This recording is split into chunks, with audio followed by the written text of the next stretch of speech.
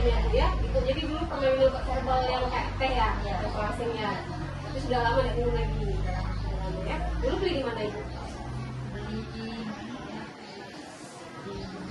Oh di Indomaret. Oh di toko-toko Bu ya. Jadi Bu sebenarnya obat herbal itu kan pada dasarnya obat yang alami Bu ya, kayak misalnya dari tumbuh-tumbuhan, dari teh bisa kan kayak hijau, kunyit ya, jahe. Nah, itu juga digunakan biasanya itu tadi untuk menjaga kesehatan, untuk imunitas, untuk juga menyembuhkan penyakit ya.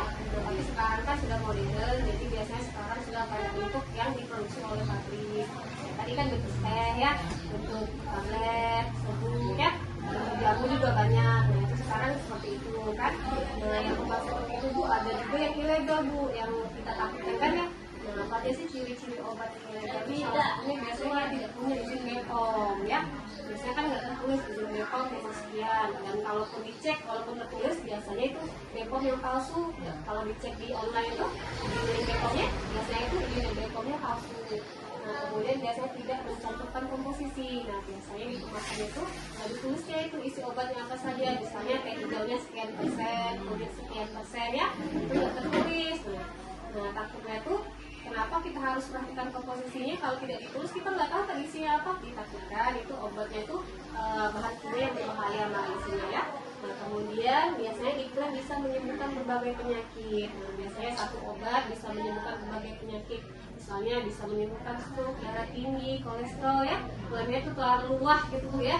Nah, itu kita takutkan malah itu klaim yang palsu, malah itu takutnya obat yang ilegal. Kemudian jual secara daring, nah, online ya Bu. Kalau sekarang kita bahasanya ya, beli di Shopee, di TikTok ya, sering banyak itu teh pelangsing apalagi kan ya. Teh pelangsing, obat darah tinggi, bentuk-bentuk tablet, serbuk, jual online. Nah, kalau toko yang tidak resmi, itu kita khawatir juga toko yang jual obat yang ilegal. Yang bahaya sekali yang menjual online Bu ya, karena banyak itu konsumen yang beli ya. Nah sama ciri-cirinya kayak tadi juga, ada BPOM, kemudian klaim berlebihan. Nah kemudian tidak ada nama produsen. Nah jadi PT tidak tertulis. Jadi di situ nggak jelas itu PT mana yang memproduksi obat tadi ya. Apakah itu cuma perusahaan rumahan atau PT besar? Kita tidak tahu ya. Kemudian bentuk, warna dan rasa yang mencurigakan. Nah, takutnya pewarna ataupun perasa di obat tadi yang dipakai itu mungkin dalam dosis berlebih atau juga yang tidak boleh dikonsumsi oleh manusia ya Bu. Kemudian dikemas secara tidak profesional. Nah, ini yang sering kita temui di pasar ya Bu. Sering ada kan obat-obat untuk sakit-sakit badan yang cuma kayak plastik ya, plastik bening atau botol-botol. Nah itu kemudian dijual dengan testimoni palsu. Sering ada Bu testimoni dari WA ya.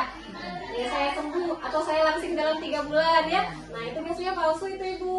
Nah kemudian dijual dengan harga murah. Nah cuma berapa biasanya 100.000. Sering ada kan langsing cuma misal 25.000, diminum 3 kali langsung turun 5 kilo. Nah itu seperti itu biasanya Bu ya.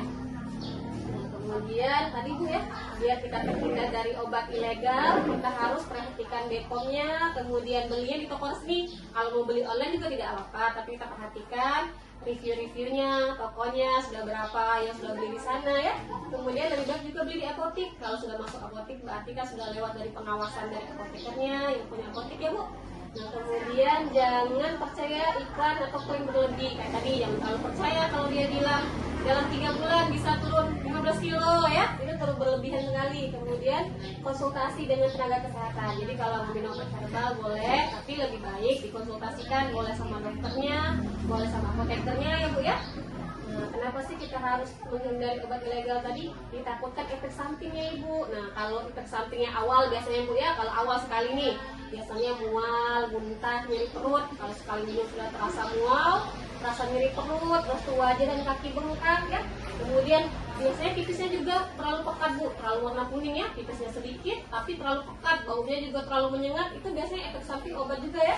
Kemudian tubuh terasa lemah dan pusing. Nah biasanya juga kalau sudah terasa lelah, pusing, kayak lemes minum obat itu. Nah kalau lebih baik kita hentikan memakai obatnya ya. Itu jangka pendek Bu. Nah yang lebih parah itu jangka panjang. Kalau dikonsumsi secara terus-menerus, dia bisa merusak hati dan ginjal. Nah sering kita Bu ya ketemu ya, kalau minum herbal tahu-tahu kakinya bengkak, terus tuh badannya kuning. Nah itu biasanya sudah menyerang hati sama ginjalnya Bu ya.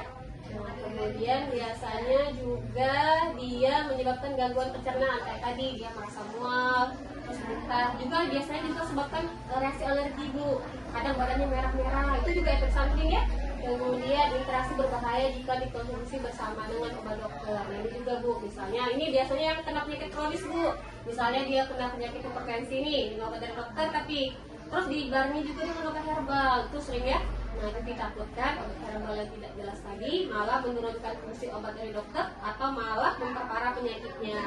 Nah, kemudian resiko ketergantungan. Nah, ini juga Bu, biasanya kalau minum obat herbal yang nggak jelas tadi dia kecanduan.